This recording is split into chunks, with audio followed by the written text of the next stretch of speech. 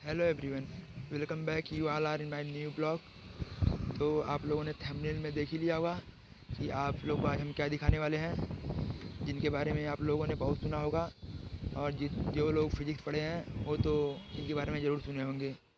तो आज हम प्रोफेसर एस.सी. वर्मा सर से मिलवाने वाले हैं, जो कि आज हमारे यूनिवर्सिटी में आने वाले हैं सर, जो कि आईआईटी कानपुर के प्रोफेसर भी रह चुके हैं।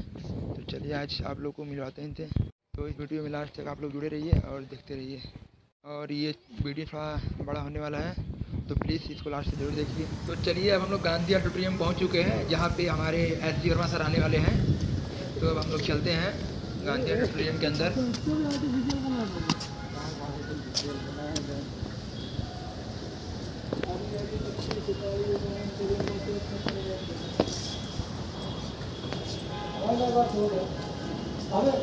सकल इसकी देख रहा था, बाल अपनी से नहीं। हमारा काम है सिर्फ कोड ठोकना, चाहे क्लास के अंदर हो या क्लास के बाहर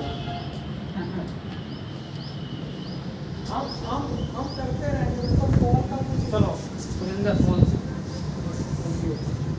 तो ये देखिए गांधी ऑडिटोरियम के बाहर का पूरा व्यू दिखा रहे हैं आपको। देखिए किस तरह से दिखता है बाहर पूरा।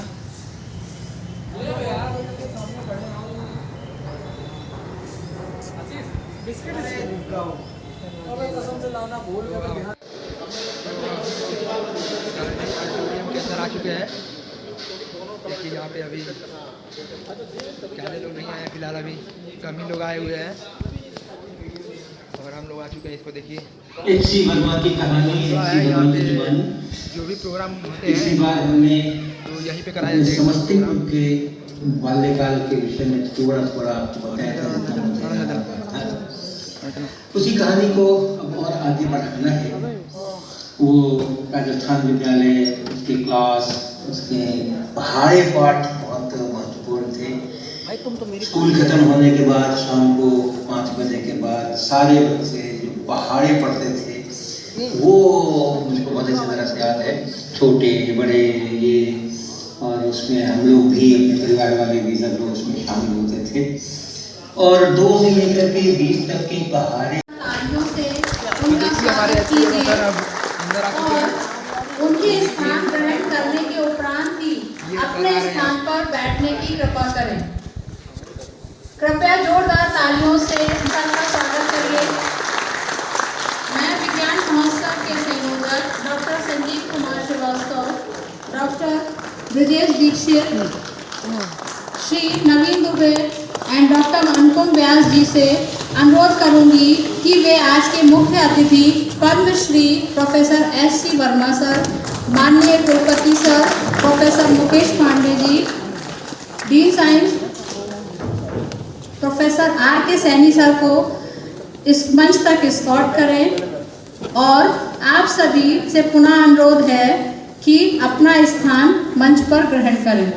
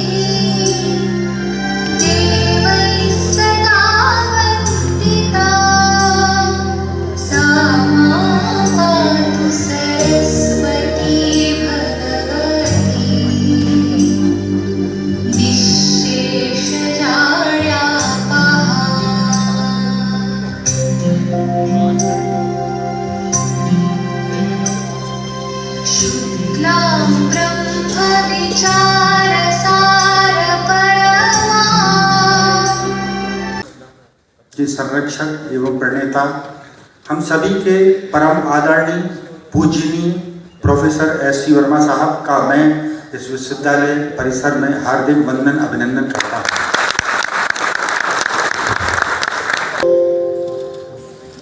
आदरणीय कुलपति जी प्रोफेसर मुकेश पांडे जी, अपने बहुत सारे जो हमारे विश्वविद्यालय के स्तंभ हैं, कर्ता धर्ता हैं, संकाय के अध्यक्ष हैं, अन्य विभागों के विभागक ज्ञान भारती के कार्यकर्ता हैं, यहाँ पर अधिकारी हैं, उन सबका बहुत बहुत आभार कि मुझे आपने अवसर दिया यहाँ पर आने के लिए। और जब से मैं यहाँ पहुँचा हूँ, झांसी की धरती पर जैसे ही कदम रखा है, उसके बाद से लेकर के अभी तक आपने जितना मुझे मान सम्मान दिया, मैं बहुत ही आभारी हूँ, बहुत अभिभूत हूँ। और कहते हैं कि उम्मीद से ज़्यादा मिल जाए तो खुशी होती है, तो आज मुझे बहुत खुशी हो रही है कि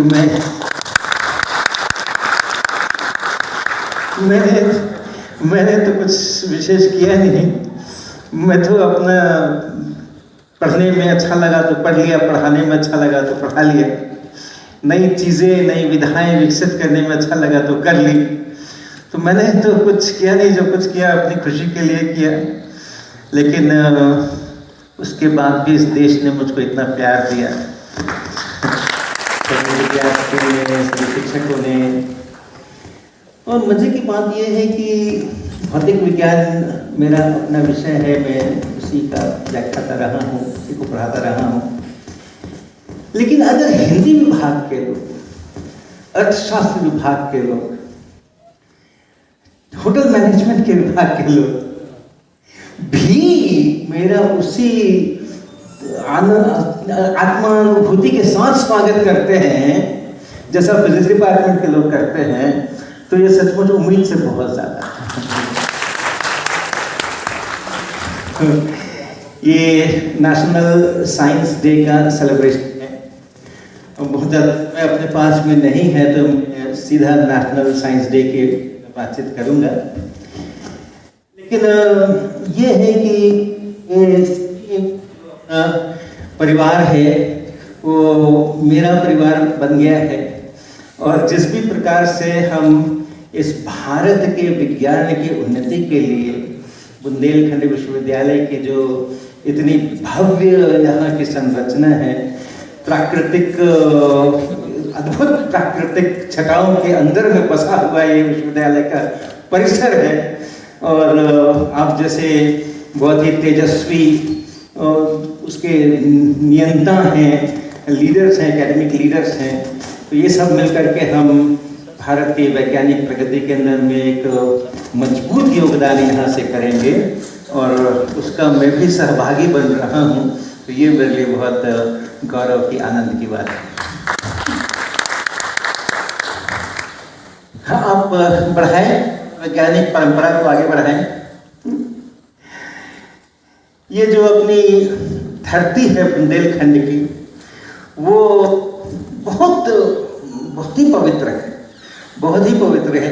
चित्रकूट के स्वामी तुलसीदास जिनकी रची हुई रामचरितमानस जन जन मानस के अंदर में रची हुई है, कहते हैं कि भारतवर्ष में सबसे अधिक पढ़ी जाने वाली किताब है, जिसके कोई बीट नहीं कर सकता कभी भी, वो है स्वामी गोस्वामी तुलसीदास जी की रामचरितमानस, जो इसी बुंदेलखंड के क्षेत्र के अंदर में। और इससे भी और आगे बढ़े, बढ़िए सर। तो जो कहते हैं कि वनवास के समय में 14 वर्ष का वनवास मिला था रामचंद्र जी को, सीता जी को और लक्ष्मण जी को, उन्होंने साथ दिया था रामचंद्र जी का। तो उस 14 वर्षों में से 12 वर्ष उन्होंने बुंदेलखंड के अंदर ही बिताए थे, और सारी जो योजना बनी थी उस समय असुरों के संहार की और संस्कृति की रक्षा की, और ये तो शायद 12 बरस उन्होंने लगाए होंगे उस पूरी योजना को करने के अंदर में। और उसके बाद अगले वर्षों के अंदर में पूरे भारत का भ्रमण करके और उस योजना को उन्होंने कारगर किया। तो ऐसी यहाँ की बहुत पवित्र धरती। और आगे बढ़े, जो शौर्य वीरता उसकी भी धरती है महाराजा छत्रसाल जो है, जिन्होंने कि औरंगजेब के धक्के चढ़ा दिए, उनकी सेनाओं को कई बार पराजित किया, और मुगलों ने चाहे कहीं पर भी आक्रमण किया हो, कहीं पर भी उसको अपने साम्राज्य में मिलाया हो, लेकिन बुंदेलखंड के जो शौर्य, उन्होंने कभी भी अपने बुंदेलखंड की मर्यादा को झुकने नहीं दिया, और वो शक्ति का एहसास वो यहीं से मिलता है। आगे बढ़े। झांसी की रानी को तो विश्व के अंदर में, मैं मणिकर्णिका के प्रदेश से आया हूँ और यहाँ झांसी में, यानी जहाँ उनका बचपन बीता वहाँ से मैं आया हूँ, और जहाँ उनकी कर्मभूमि रही है वहाँ पर मैं आज खड़ा हूँ। तो ये दोनों के बीच में साथ में रहने का मेरा सौभाग्य है। और इन्हीं की मूर्ति, क्लोन जिसको कहते हैं हम लोग आज की भाषा में, आगे बढ़िए झलकारी बाई को भी दिखा दीजिए। ये तो अपने राष्ट्र कवि जी ने लिखा, जाकर रण में ललकारी थी वह तो झांसी की झलकारी थी। उस धरती के ऊपर मैं हूं, आध्यात्म से लेकर के, शूरवीरता से लेकर के, और अंत में जो भौतिक जगत की समृद्धि जिसको कहते हैं, उसका भी थोड़ा सा एक स्लाइड, उसका भी पन्ना के जो हीरे हैं वो भी अपने बुंदेलखंड की धरती के अंदर में चाहिए। तो ऐसे स्थान पर आपने मुझे बुलाया है और मुझे ये अवसर दिया है नेशनल साइंस डे के बारे में बात करने का। तो थोड़ा नेशनल साइंस डे की चर्चा करें। ये 28 फरवरी को हम लोग अपने चंद्रशेखर वेंकट रामन जी को बहुत गर्व के साथ याद करते हैं, बहुत गर्व के साथ याद करते हैं। तो थोड़ी उनकी जो समय की जो कथाएं हैं कि थोड़े अंश हम लेकर के अभी आपके सामने रखेंगे और आपसे कुछ प्रश्न भी पूछेंगे। आप प्रश्न भी देखते हैं कि किस प्रकार से हम लोग कितना प्यार करते हैं रावण साहब से, नहीं? तो 28 स्लाइड आगे मत बढ़ाइएगा। 28 फरवरी को हम लोग विज्ञान दिवस मनाते हैं। 28 फरवरी को क्या हुआ था इसका जवाब बताना है। ये 28 फरवरी 1928 को उन्होंने प्रेस वार्ता की थी, एक प्रेस कॉन्फ्रेंस की थी, और उस प्रेस कॉन्फ्रेंस में अखबार वालों के सामने उन्होंने इस बात को रखा था कि एक नए किस्म का रेडिएशन हमने अपनी प्रयोगशाला के अंदर में प्राप्त किया है, और वो उसमें क्या खासियत है और नया है और है, इसको उन्होंने 28 फरवरी 1928 को एक प्रेस कॉन्फ्रेंस करके पत्रकारों के सामने में उसकी घोषणा की थी। और उन ये जो आप साइड में लंबी लंबी पट्टिका देख रहे हैं, ये अगले दिन 29 फरवरी को अखबार में जो छपा था उसके प्रति है, ये उसकी कॉपी है। ये अखबार की रिपोर्ट है जो 29 फरवरी के न्यूज़पेपर में छपी थी, जिसको 28 फरवरी को रमन साहब ने 1928 में अपना एक प्रेस कॉन्फ्रेंस करके उसमें बताया था। इसके पहले कुछ समय पहले, यानी एक महीने पहले, उनको इस प्रभाव के बारे में बहुत सारी चीज़ें मिल गई थी लेबोरेटरी के अंदर में, और उसको उन्होंने जो एक विज्ञान जगत की सबसे प्रतिष्ठित जो जर्नल है नेचर, उसमें एक लेटर के रूप में, छोटे से लेटर के रूप में उन्होंने भेजा था, और वो भी उस नेचर के अंदर में बाद में छपा। लेकिन उसके छपने के पहले और उसके भेजने के बाद उन्होंने प्रेस कॉन्फ्रेंस करके और इसकी सार्वजनिक घोषणा की थी कि इस प्रकार की एक नया रेडिएशन हमें मिला है। वो 28 फरवरी का दिन है जिस दिन कि उन्होंने पब्लिकली इस प्रेस कॉन्फ्रेंस करके पत्रकारों के सामने में इसकी घोषणा की थी। तो उस दिन को हम लोग उसकी वर्षगांठ मनाते हैं। आगे बढ़े और आइए देखिए नीचे में एक पीछे आ जाइए। ये नीचे में एक जो लिंक है, आप जब भी कहेंगे, जिसके भी साथ कहेंगे, मैं इस पूरी पीपीटी को शेयर कर दूंगा। ये लिंक जो है, इस पर आप जाएंगे तो आपको ये डिटेल्स जो मैं अभी बता रहा हूँ वो वहाँ पर आपको मिलेंगे। मैंने वहीं से ध्यान किया है इसका। हाँ आगे बढ़े। ये उनका सेटअप है। मुख्य रूप से ये क्या है, रमन प्रभाव है क्या? तो अगर बहुत आप 8वीं 10वीं क्लास के बच्चों को भी समझा सकते हैं। ये ऐसी कोई बड़ी बात नहीं है कि आज की तारीख में आप 8वीं 10वीं 9वीं के बच्चों को समझा सकें। तो हमारे भारतवर्ष के सभी जो स्कूल जाने वाले, कॉलेज जाने वाले, यूनिवर्सिटी में पढ़ने वाले, इंस्टीट्यूट में पढ़ने वाले लोग हैं, विद्यार्थी हैं, उन सबका ये अधिकार बनता है कि वो जाने कि वो है क्या रमन प्रभाव जिसके लिए इतना सारा हंगामा बरपा है। तो देखिए जो सूरज की रोशनी है उससे उन्होंने प्रयोग किया था सनलाइट, और एक टेलीस्कोप का इस्तेमाल करके जिसका ऑब्जेक्टिव बहुत बड़ा सा लेंस था, उसके सारे वो डेटा बता दूंगा कितने मिलीमीटर का उसका व्यास था और कितना उसका यह था। एक टेलीस्कोप लेकर के जिसमें 2 लेंस है, एक कॉन्वेक्स लेंस है बड़े आंकड़े, और उससे उन्होंने उतने सारे धूप को कंसंट्रेट किया थोड़ी दूर तक, और फिर उसके आगे एक और 5 सेंटीमीटर लेंस का एक वो लगाया, छोटा लेंस लगाया, और उसको और छोटे में कंसंट्रेट किया। उनको बहुत इंटेंस बीम चाहिए थी, तो इंटेंस बीम के लिए तो हम लेजर से करते हैं सारा काम, लेकिन उन्होंने सनलाइट लेकर के और एक बहुत बड़े से एरिया के सनलाइट को एक छोटे से में कंसंट्रेट किया, बहुत इंटेंस बीम व्हाइट लाइट की प्राप्त की, और एक कलर का फिल्टर लगाया। वो फिल्टर मतलब जैसे अपनी पन्नी होती है ना, लाल पीली चमकीली पन्नी होती है ट्रांसपेरेंट, तो उससे जो रोशनी निकलती है उसकी रंग वाली रोशनी आगे निकलती है, बाकी सब इग्नोर होती है। उसी का थोड़ा और परिष्कृत रूप है, तो वायलेट आगे निकलेगा और बाकी सब जो है वो रुक जाएंगे। तो ऐसा उन्होंने वायलेट फिल्टर लेकर के प्राप्त की, और वो इंटेंस वायलेट बीम को उन्होंने एक लिक्विड के ऊपर, टोल्यून के ऊपर और अन्य बहुत सारे लिक्विड्स उन्होंने इस्तेमाल किए, तो एक लिक्विड के ऊपर डाला। एक बोतल के अंदर में एक लिक्विड है, द्रव पदार्थ है, ट्रांसपेरेंट, पूरी तरह से ट्रांसपेरेंट, और कोई उसके अंदर में कोई अशुद्धि नहीं है। उन्होंने पूरी केमिस्ट्री करके उसका डिस्टिलेशन करके ये वो करके शुद्ध लिक्विड प्राप्त किया, ट्रांसपेरेंट क्लीन शीशे के बर्तन के अंदर में, और ये वायलेट बीम उसके ऊपर डाल दी। और इसके बाद दूसरी तरफ, एक तरफ से अगर लाइट ला रहे हैं तो दूसरी तरफ, ताकि स्कैटर्ड लाइट मिले उनको, जो मेन बीम है वो तो आगे चली जाएगी, लेकिन जो स्कैटर हो रही है वही इधर उधर जाएगी, तो वो उन्होंने दूसरी तरफ उसको कलेक्ट किया, और वहां पर देखिए ग्रीन फिल्टर लगाया है उन्होंने। जो काला काला आप जो देख रहे हैं वो ग्रीन फिल्टर उन्होंने लगाया, वो ग्रीन को अलाउ करेगा, बाकी को अलाउ नहीं करेगा। अब देखिए जो शुरू वाली जो लाइट है, शुरू वाली सनलाइट से जो चल रही है, और फिर एक फिल्टर है, उसने पास किया है और ग्रीन को रोक लिया है, और पूरी तरह लिया है ये जानने के लिए वहीं पे ग्रीन फिल्टर लगा दिया वायलेट के बाद, और कुछ भी नहीं निकला।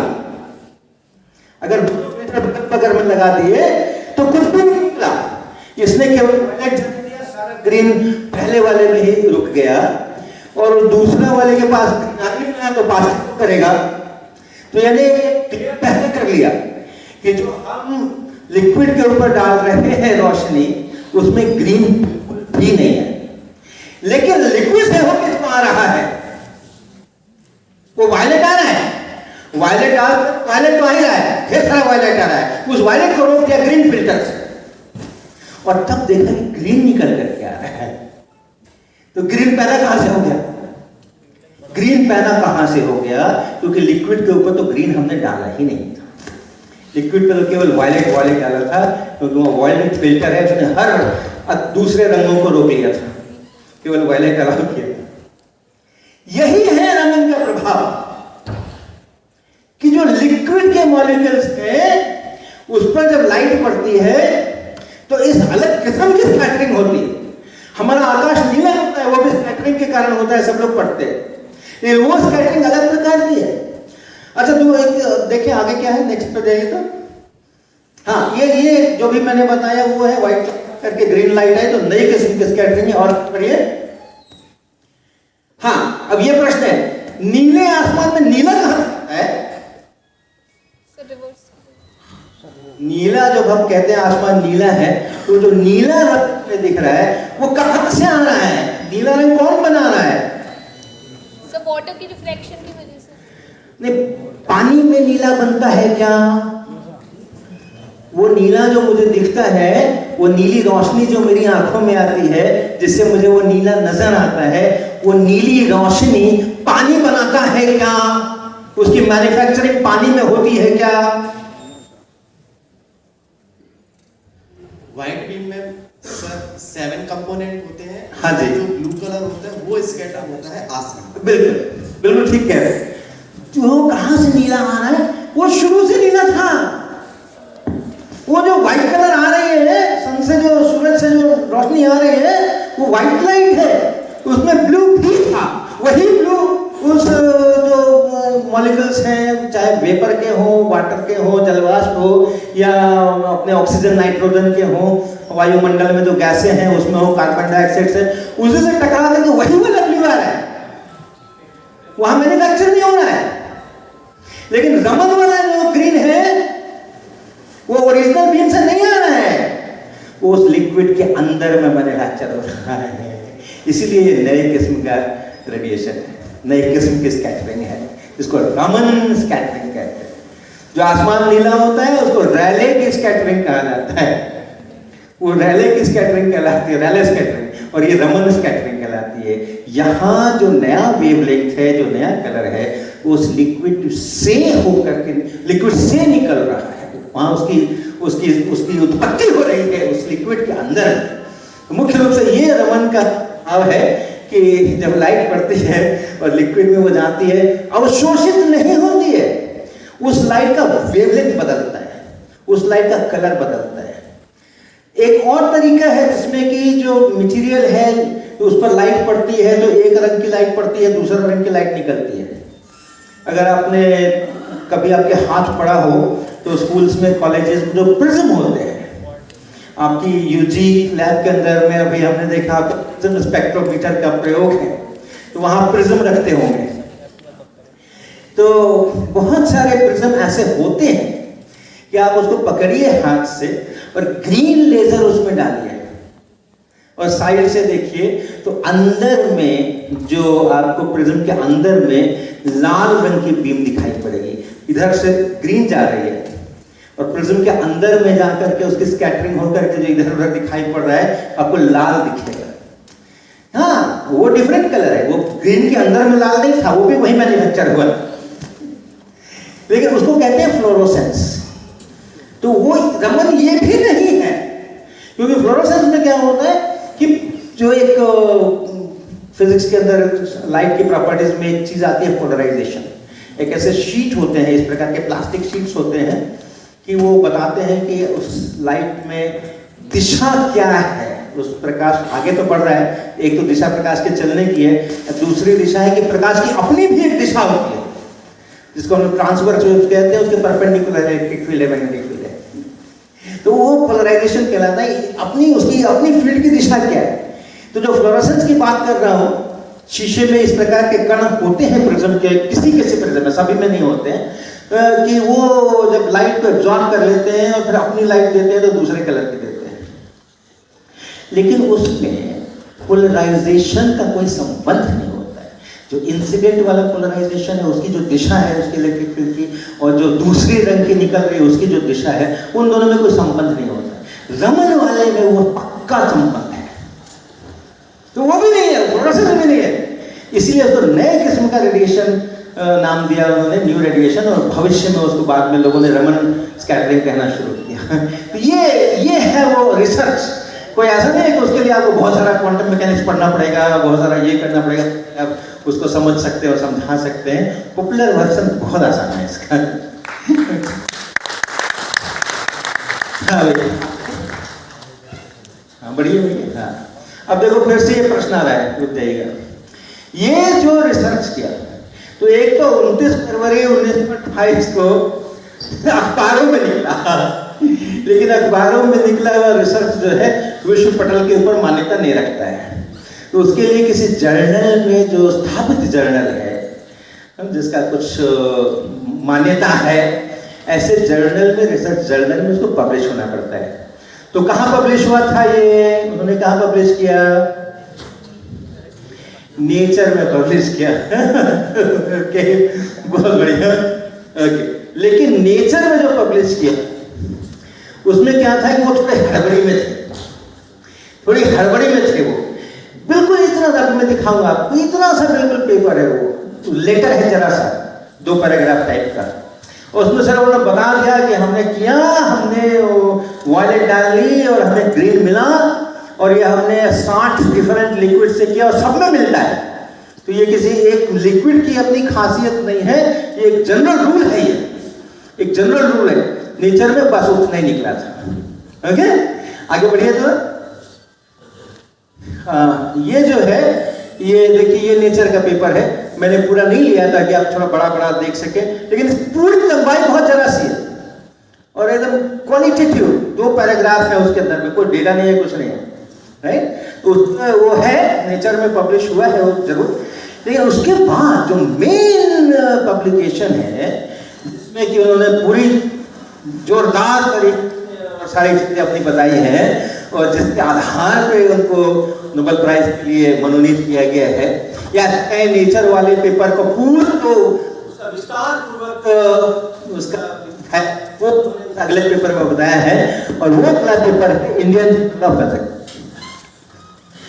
इंडियन जर्नल ऑफ फिजिक्स, उसके अंदर में ये बड़ा पेपर है, और ये करंट साइंस नाम का एक अभी जर्नल निकलता है, उन्होंने उनके पेपर को, ओरिजिनल पेपर को, और अपने करंट साइंस के वॉल्यूम में छापा है, तो वहाँ से आप साफ सुथरे शब्दों में पढ़ सकते हैं। उनका ओरिजिनल पेपर भी उपलब्ध है, लेकिन उस समय जो 1928 टाइपिंग में है वहाँ टूटा फूटा पढ़ने के लिए, लेकिन करंट साइंस ने जो किया है वो बहुत साफ सुथरा है, आप आराम से उसको पढ़ सकते हैं। हाँ, आगे बढ़े। अच्छा, अब अगला प्रश्न है ऑडियंस से, ये जो मैंने प्रयोग बताया आपको, जो सीवी रमन साहब ने किया, कहां पे किया था? ये देखिए, ये वो बिल्डिंग है, ये वो बिल्डिंग है जिसका नाम है, अभी भी वो संस्था है, इंस्टीट्यूट है, कहते हैं Indian association for cultivation of science.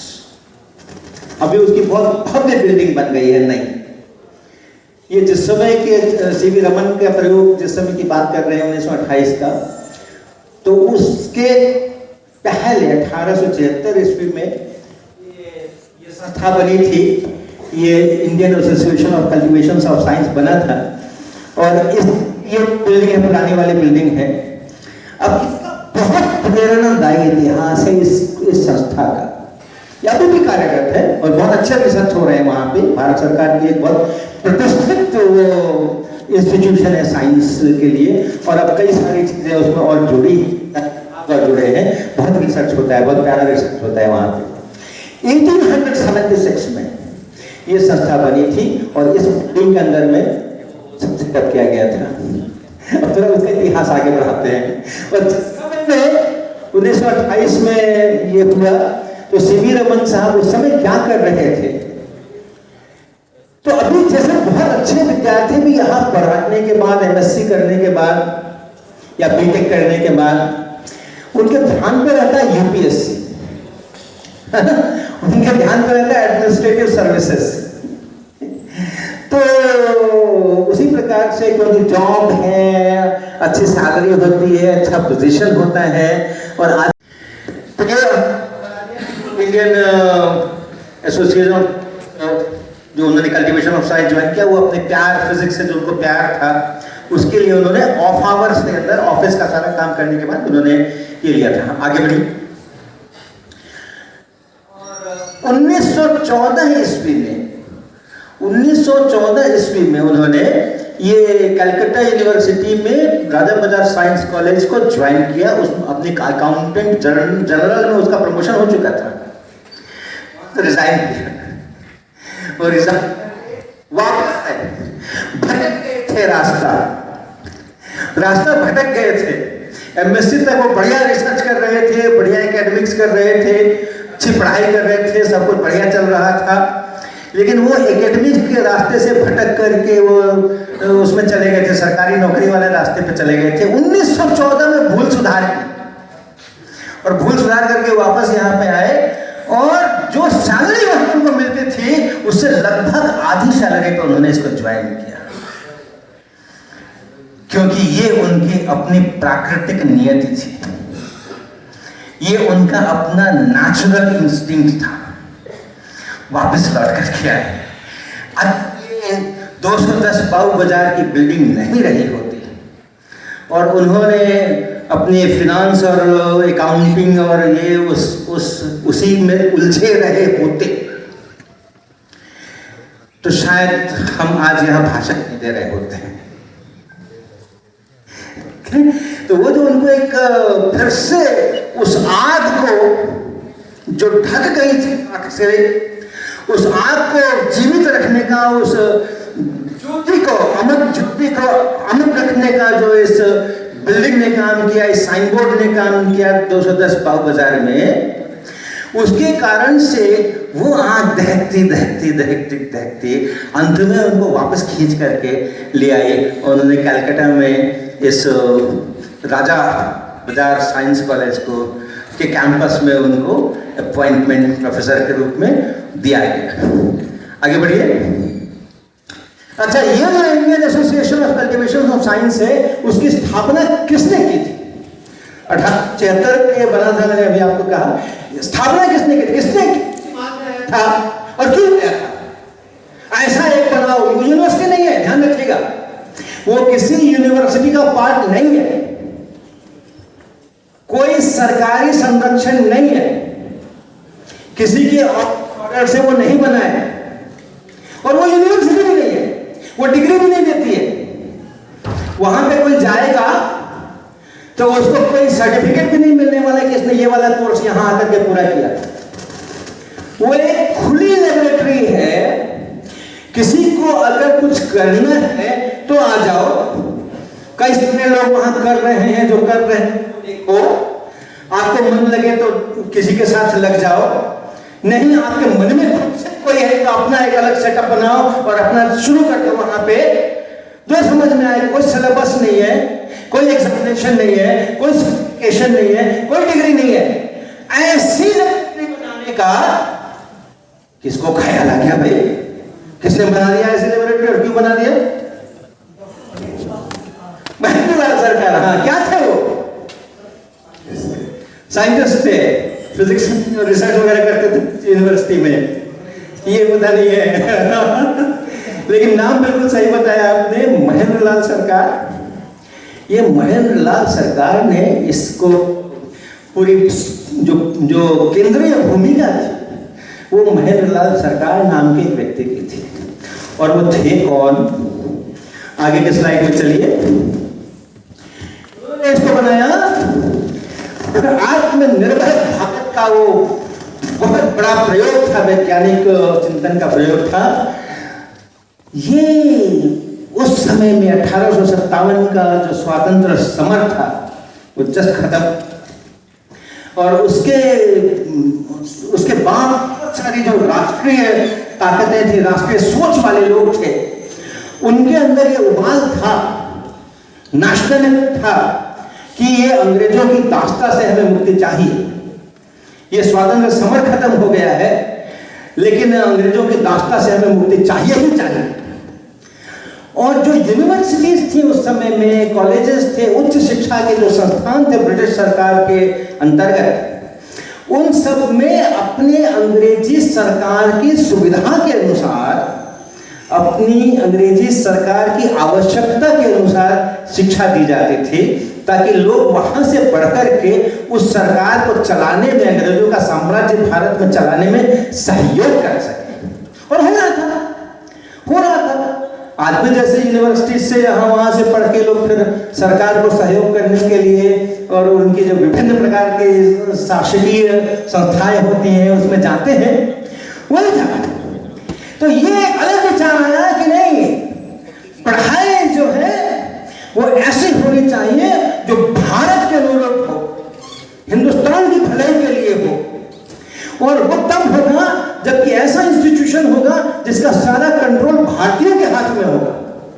Bharat के लोग इंस्टीट्यूशंस को चलाएंगे, अपने हिसाब से वो करेंगे, और जो अंग्रेजी सरकार अपनी यूनिवर्सिटी में नहीं करती है, स्वतंत्र चिंतन, स्वतंत्र वैज्ञानिक चिंतन विकसित नहीं करती है, अपना सिलेबस ऐसा बनाती है कि लोग उनकी सरकार के अंदर में क्लर्क बने, उनकी सरकार के अंदर में ऑफिसर्स बने, उनकी सरकार को चलाएं, और स्वयं से कोई रिसर्च करे, स्वयं से कोई महाशक्ति बने, टेक्नोलॉजी को आगे बढ़ाए, वो नहीं करती है, जो वो नहीं करती है वो ये संस्था करे जिसका पूरा कंट्रोल भारतीयों के हाथ में हो। ये थीम लेकर के मनोहर लाल सरकार ने इसकी कल्पना की और बहुत स्ट्रगल है, बहुत स्ट्रगल है। कोई वो पूंजीपति नहीं थे, कोई बहुत धन नहीं था, लेकिन हाँ बंगाल में बड़े धनी वाले लोग थे। तो उन धनी वाले लोग से उनके अंदर में भावनाएं भर करके उनसे धन इकट्ठा करना और ऐसा एक भव्य अनोखा इंस्टीट्यूशन स्थापित करना बहुत बड़ी चुनौती थी। आगे बढ़े एक स्लाइड। और ये थे कलकत्ता के मशहूर होम्योपैथी के डॉक्टर थे। ये किसी रिसर्च लैब में नहीं थे, ये कहीं नहीं पढ़ाते थे, लेकिन ये होम्योपैथी डॉक्टर की जो शिक्षा दीक्षा थी, जो उनका ट्रेनिंग था, वो कैलकाटा मेडिकल कॉलेज जो सबसे प्रमुख मेडिकल कॉलेजेस में से एक था, वहां से इन्होंने एमडी किया हुआ था, सर्जरी विभाग में और मेडिसिन विभाग में। और उसके बाद उन्होंने इस बात का अपने चिंतन से, जो देखिए ध्यान रखिए पीएचडी के स्टूडेंट्स आप बता रहे थे उनका ओरिएंटेशन कोर्स भी है, तो जो हम ट्रेनिंग दे रहे हैं वो अपने हिसाब से हम दे रहे, लेकिन आप अपना जो स्वतंत्र आपका चिंतन है उसको नहीं दीजिएगा। आप स्वयं से अपना एजेंडा खुद से तय कर सकते हैं। आप अपना एजेंडा अपना तय कर सकते हैं। आप जो बुद्धि विवेक है वो सर्वोपरि है। यूनिवर्सिटी ने सबके लिए एक रूल बना रखा है, लेकिन आप बहुत स्पेशल है। हर व्यक्ति ये समझे मैं बहुत स्पेशल हूँ। यूनिवर्सिटी का जो रूल्स है, जो सिस्टम है, ये करना है, वो प्रोजेक्ट करना है, ये प्रेजेंटेशन देना है, ये सेमिनार देना है, ऐसा करना है, रिसर्च का भी उनका अपना एक खाता होगा, आपको फॉलो करना है उसको।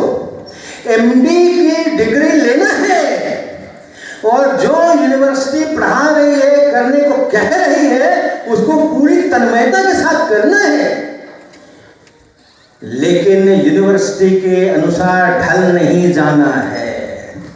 हर स्टूडेंट की अपनी एक स्पेशलिटी होती है, उसका अपना खुद का वेग होता है, उसको जागृत रखिएगा और अपना एजेंडा, पैरेलल एजेंडा खुद से सेट कीजिएगा। और वो जो आपका चिंतन होगा वो बिल्कुल अलग होगा, वो दूसरे का नहीं होगा, दूसरे का दूसरा चिंतन होगा, उसका भी अपना चिंतन होगा। ये कल्चर जब डेवलप होगा, मैं एक छोटा सा अपना उदाहरण देता हूं। जब एमएससी में मेरे को प्रोजेक्ट मिला, एक्सपेरिमेंटल रिसर्च प्रोजेक्ट, किसी रिसर्च लेबोरेटरी में जा करके सीखना है रिसर्च करने के तरीके, 2 सेमेस्टर का प्रोजेक्ट। तो मुझे कहा गया लिक्विड नाइट्रोजन स्टील का क्रायोस्टेट बनाओ। नहीं बना मुझसे, 2 दिन मैंने स्ट्रगल किया, नहीं बना मुझसे, बहुत कोशिश किया, सीखा बहुत कुछ, लेकिन बना नहीं फाइनली। परीक्षा सेमेस्टर खत्म होने में हार्डली 1.5 महीने बचे, तो यूनिवर्सिटी ने मेरे को नहीं कहा, आईआईटी ने मेरे को नहीं कहा, वो तो कहा बनाओ, नहीं बनाओगे तो फेल कर देंगे। लेकिन एब्सोल्युटली डिफरेंट एजेंडा हमने उठाया कि उस रिसर्च लैब के लिए, मैं 1976 की बात कर रहा हूँ, आज सब बहुत सारे सॉफ्टवेयर और ये और वो सब कुछ उपलब्ध है।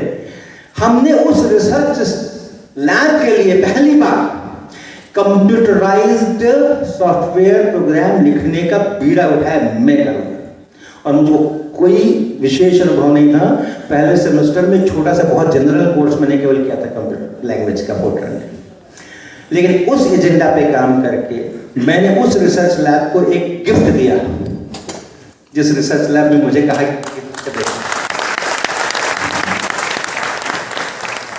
और 20 साल के बाद, एमएससी खत्म करने के 20 साल के बाद, पटना यूनिवर्सिटी में 15 साल पढ़ाने के बाद मैंने आईआईटी कानपुर जब ज्वाइन किया एक फैकल्टी मेंबर के नाते, और उस लैब में मैं गया, और उस समय 20 साल के बाद वाले समय 1994-95, उस समय जो वहाँ पे रिसर्च स्टूडेंट्स थे, उसको मैंने पूछा कि आप लोग अपनी डेटा एनालिसिस कैसे करते हो? तो उन्होंने कहा हमारे सीनियर्स ने वो प्रोग्राम हमें दे रखा है, उसी से करते हैं। मैं दिखाओ जरा कैसा प्रोग्राम है। जो प्रोग्राम में 20 साल पहले एमएससी में दे करके आया था, 20 साल के बाद भी पीएचडी स्टूडेंट उसी प्रोग्राम को परेशान कर।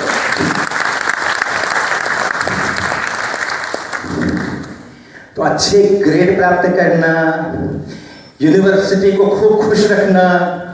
ऐसा नहीं कि मैंने स्टेनलेस स्टील का क्रैक नहीं बनाया तो आईआईटी कानपुर मुझसे खफा हो गई। आईआईटी कानपुर ने तो मेरे को इतना सिर आंखों पे उठा के रखा है शुरू से आखिरी तक कि जैसी कोई सीमा ही नहीं। लेकिन अपना पर्सनल एजेंडा तय कीजिए, पैरेलल एजेंडा तय कीजिए, खुद से काम करिए। बहुत प्रतिभाएं हैं हर किसी के अंदर में, लेकिन हमारे जो एक संस्कार है, बड़े लोग जो कहते हैं उसका पालन करना, उसके अलावा कुछ नहीं करना। बाहर निकल कुछ कर। अरे वो आपसे 10 साल ही तो बड़े हैं, 15 साल ही तो बड़े हैं। वो जितना सोच सकते हैं आप सकते हो। और आप खुद अपने से करके अगर कुछ करोगे ना, चाहे वो स्कूल के स्टूडेंट्स हो या कॉलेज स्टूडेंट्स हो या पीएचडी स्टूडेंट्स हो, आप खुद से अगर कुछ करके और सामने ला के रखोगे जो आपके स्कूल ने नहीं कहा है करने के लिए, कॉलेज ने नहीं कहा है करने के लिए, यूनिवर्सिटी ने नहीं, स्कूल आपके ऊपर गर्व करेगा, स्कूल आपको सिर आंखों पर उठाएगा।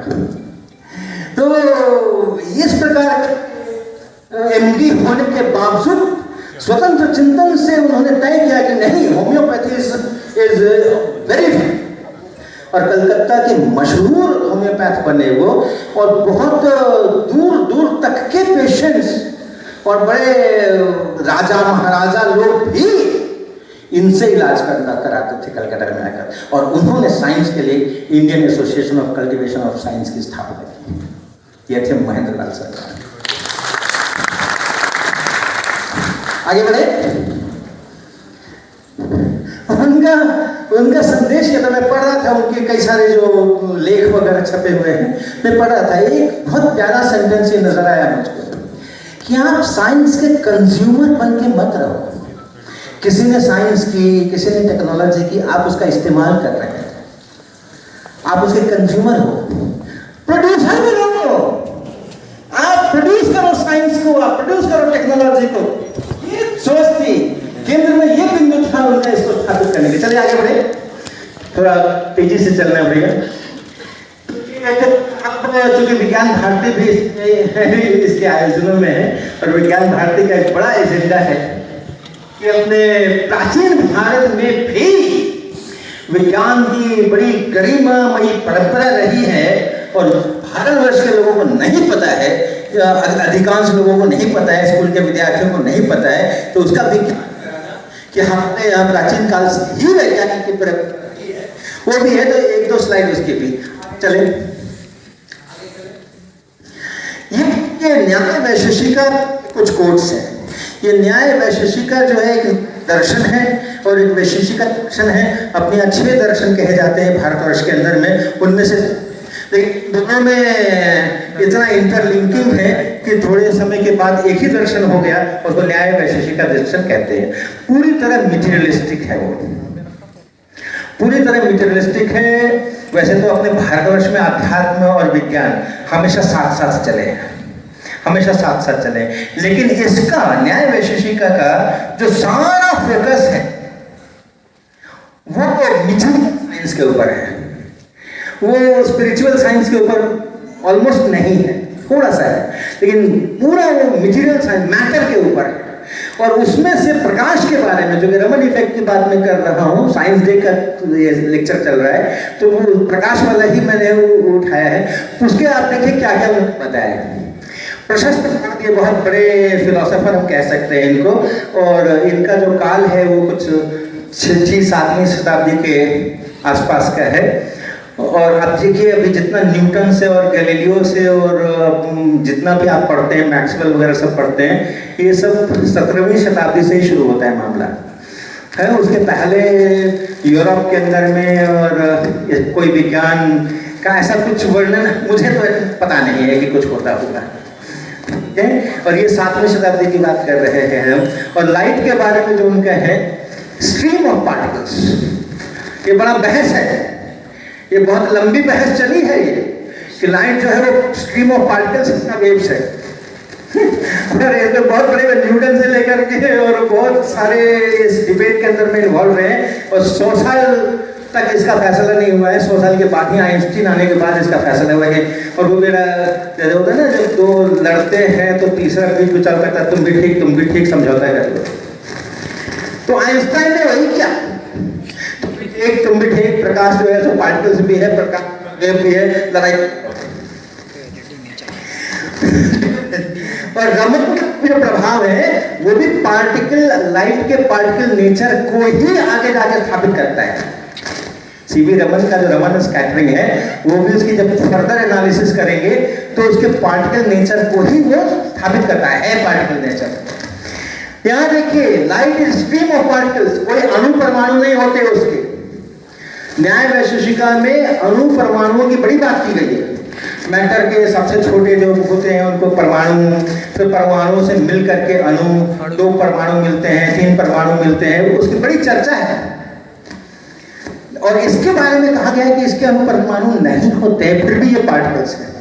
सोचिएगा आज की जो हम क्वांटम फिजिक्स पढ़ते हैं उसके साथ में कैसा कैसा इसका तारतम्य है।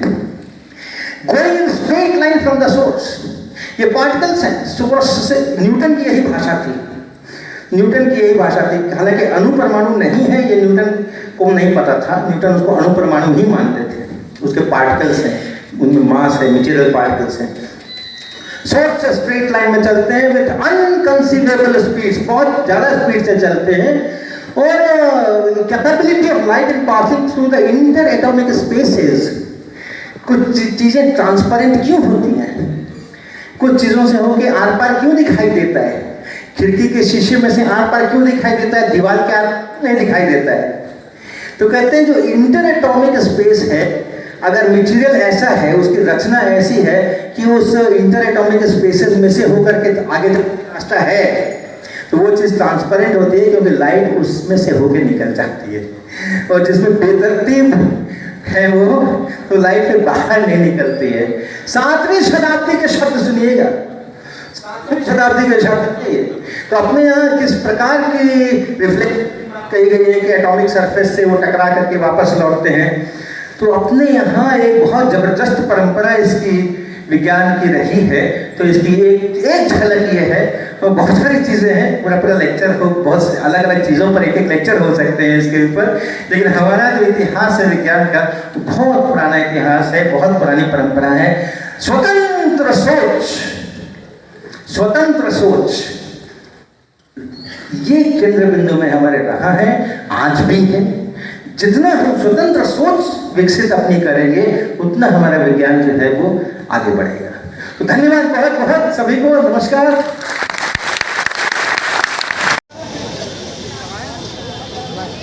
अभी लंच ब्रेक हुआ है 30 मिनट्स का, इसके बाद फिर से हम लोग फिर जाएंगे और वहाँ पे हम लोग देखेंगे एस.सी. वर्मा सर का लाइव प्रैक्टिकल। अभी हम लोग चलते हैं 30 मिनट्स कहीं बाहर घूम लेते हैं कुछ। हमारे बीच प्रोफेसर H.C. वर्मा जी पधार चुके हैं। एक बार जोरदार तालियों से हम स्वागत करेंगे प्रोफेसर H.C. वर्मा जी का। स्टेटमेंट जिनको याद हो वो कोई आकर के वो तीनों नियम बता दें। सबको याद है? क्या उनको माइक वहाँ पकड़ा दें? हाँ। Good morning, sir. Good afternoon, sir. Sir, my name is Vedant Tiwari. I am from MSc Physics first semester.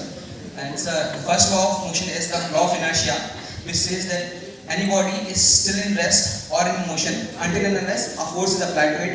The second law says that the rate of change of momentum is directly proportional to the force applied on it.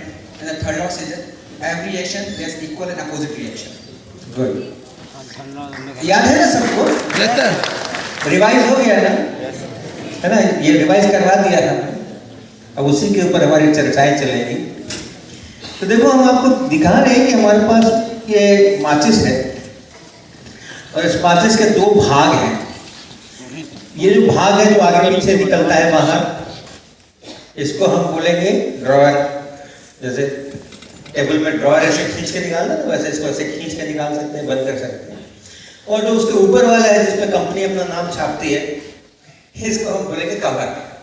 ठीक है, तो हम ये दो शब्द इस्तेमाल करेंगे, पहले आपको बता दिया ताकि उसका अर्थ बता रहे हैं। और मेरे पास में ये एक 2 रुपए का सिक्का है, ये 2 रुपए का सिक्का है हमारे पास में, और 2 रुपए के सिक्के को इस ड्रॉवर और कवर के बीच में हम रखने वाले हैं। तो देखिएगा कैसे रखूंगा मैं, ये कवर, ये ड्रॉवर, और इन दोनों के बीच में मैंने इसको घुसाया और इस ड्रॉवर को कवर के साथ में उसी लेवल में मिलाया। ठीक है, ये देखो आप, ये हमारा कवर, ये हमारा ड्रॉवर, और इन दोनों के बीच में हमने इसको ऐसा फंसाया, ऐसे फंसाया, और फंसा करके इसको दबा करके ऐसा कर दिया। हाँ, समझ आया? आप कर सकते हो ना ऐसा? आप इसको थोड़ा सा बाहर निकाल लो, फिर इसको यहाँ घुसा लो बीच में, और घुसा करके इसको वापस यहाँ पे ले। तो अधिकांश जो ये है वो आपको दिख रहा है, अभी आपको दिख रहा है ना? अब हम क्या करने वाले, इसको भी थोड़ा दबा देते हैं, ये भी उसी लेवल में चला जाए। देखो, इसको दबा करके उसी लेवल में लेके, सिक्का गायब बिना आंख बंद के। कहते हैं आंख बंद सिक्का गायब, सिक्का तो गायब हो गया। कहाँ पर है सिक्का? Between drawer. अभी क्या वापस आएंगे तो अब हम इस माचिस को पकड़ रहे हैं, देखिए अंगूठा नीचे, उंगलियां ऊपर, 2 उंगलियां ऊपर, एक अंगूठा नीचे, पकड़ लिया, राइट? और दूसरे हाथ से ये जो ड्रॉवर जहां पर है उसको हम, या कवर है, यहाँ पर ठक ठक ठक ठक ऐसा मारेंगे। ठीक है, हमारी उंगलियां जो है वो उस ड्रॉवर के ऊपरी सतह के ऊपर है, ड्रॉवर को ऊपर नहीं जाने देगी। हमारा अंगूठा जो है वो ड्रॉवर को नीचे नहीं जाने देगा, और हम यहाँ ठक ठक ठक ठक मारेंगे। और अब देखना क्या हो रहा है, तो इधर दिखा दे।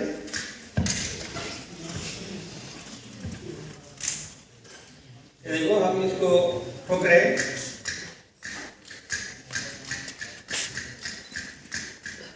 क्या हो रहा है? ऊपर की तरफ क्या हो रहा है?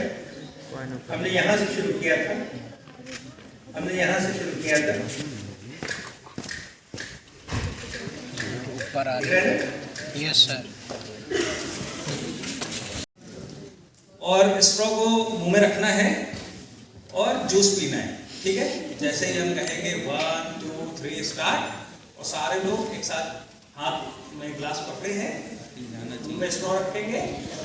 विदाउट स्ट्रॉ को पकड़े हुए आप इसको मास्क हटा के ही पिएंगे।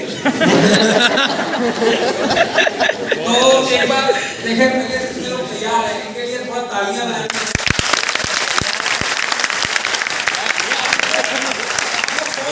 पहले पीलेगा सर, पहले पीलेंगे। तो प्रारंभ करते हैं, रेडी स्टडी गो, स्टार्ट। फटाफट पियो, कौन पिएगा पहले? हाथ नहीं लगाना है, हाथ नहीं लगाना है स्ट्रॉ पे। पीली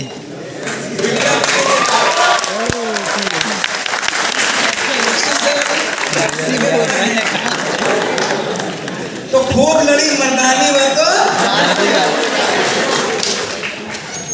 इधर तो झांसी वाली रानी थोड़ा डाउन, पकड़ना नहीं। अब एक्सपीरियंस ले लेते हैं क्या हो रहा है। Yes sir. एयर सक पहले होता है उसको,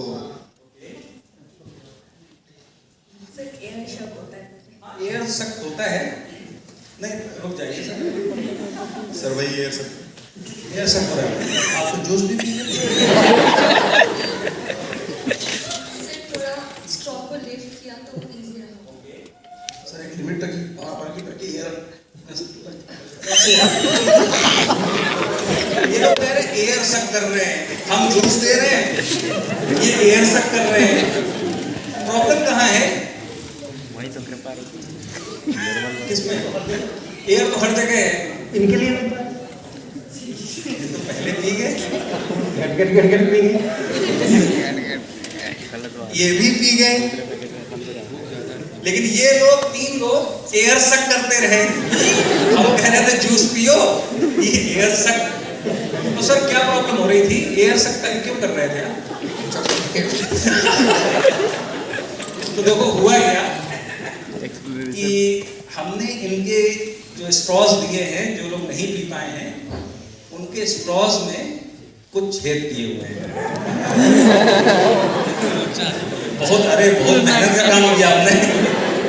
तो होता क्या है कि हम स्ट्रॉ से जूस पीते कैसे हैं?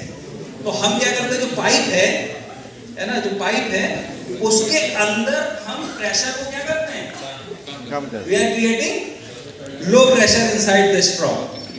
तो हमने जैसे ही खींचना शुरू किया तो इसके अंदर का प्रेशर लो हो जाता है, और ग्लास में पड़ा हुआ है यहाँ साइड में हायर प्रेशर है, तो हायर टू लोअर प्रेशर जाता है, हवा जाने की कोशिश करती है, साथ में लिक्विड भी है तो वो भी रश करता है, आप लिक्विड को अंदर ले जाते हो।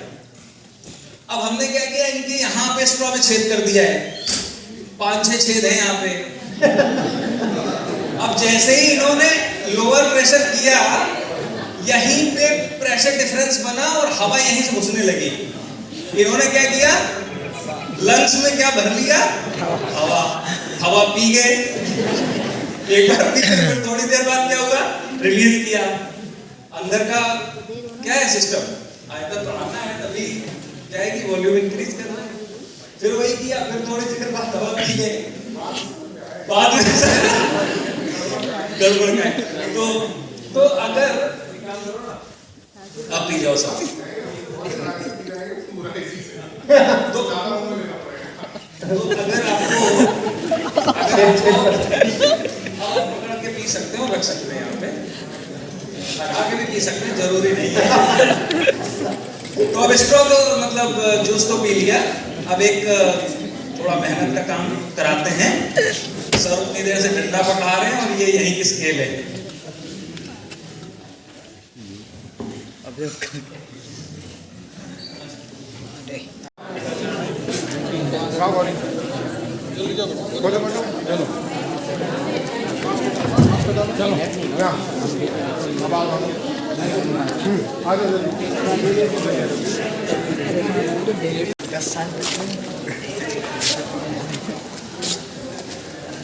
अरे बस खत्म कर दो अब ब्लॉग।